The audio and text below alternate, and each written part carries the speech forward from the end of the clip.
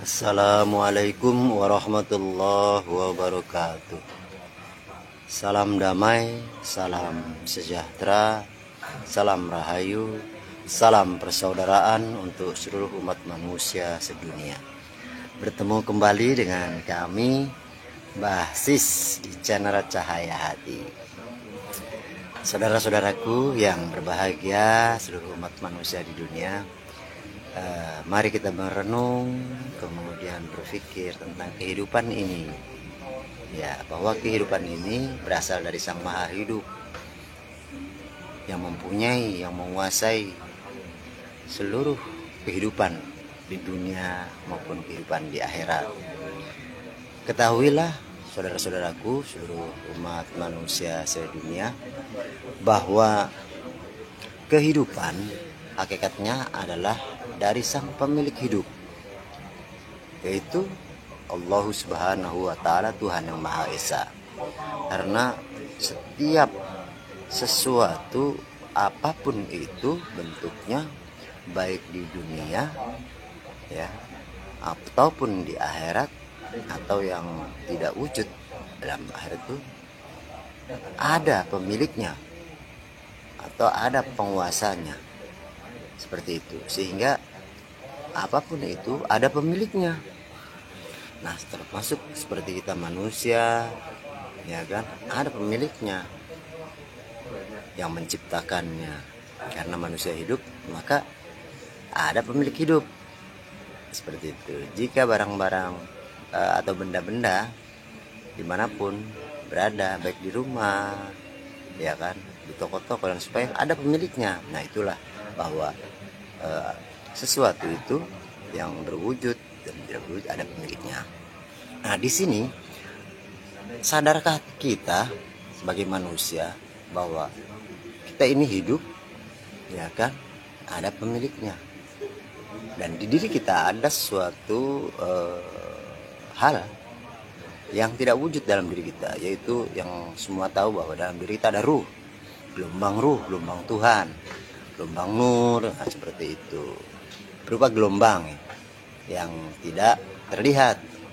Nah, apakah kehidupan kita dalam hidup ini juga adalah kehidupan Tuhan, gelombangnya gelombang Tuhan? Nah, disinilah ketersambungan gelombang antara gelombang manusia dengan gelombang Tuhan. Sudah tahukah kita penyambungan gelombang Tuhan atau gelombang rohani manusia dengan gelombang Tuhan, yang hakikatnya adalah manusia itu adalah manusia rohani? Di sini perlu kita sama-sama renungkan bagaimana teknik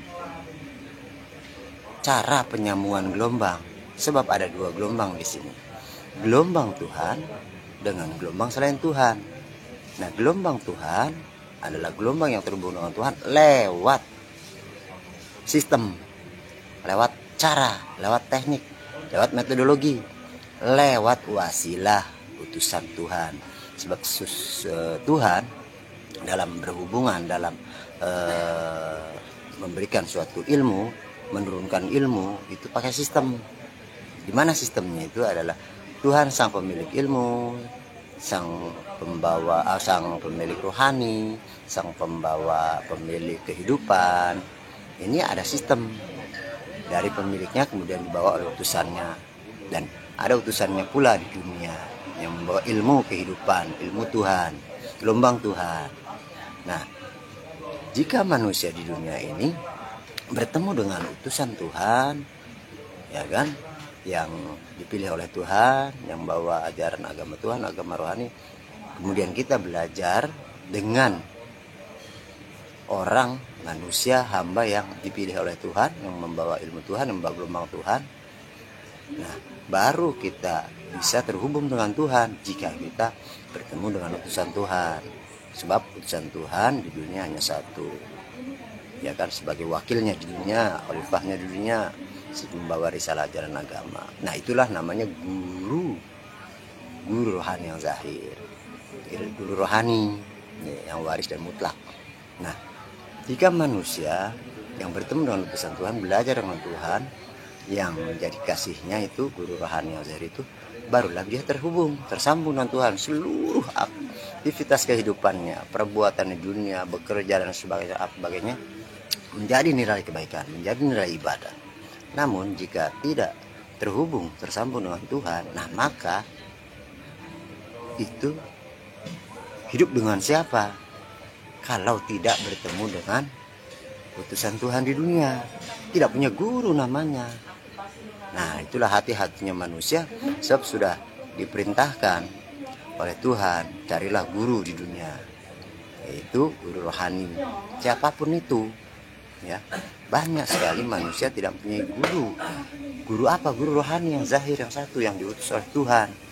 Banyak guru-guru umum, guru-guru agama, tapi mereka, guru-guru tersebut, mampukah menyambungkan gelombang rohani kita kepada gelombang rohani Tuhan?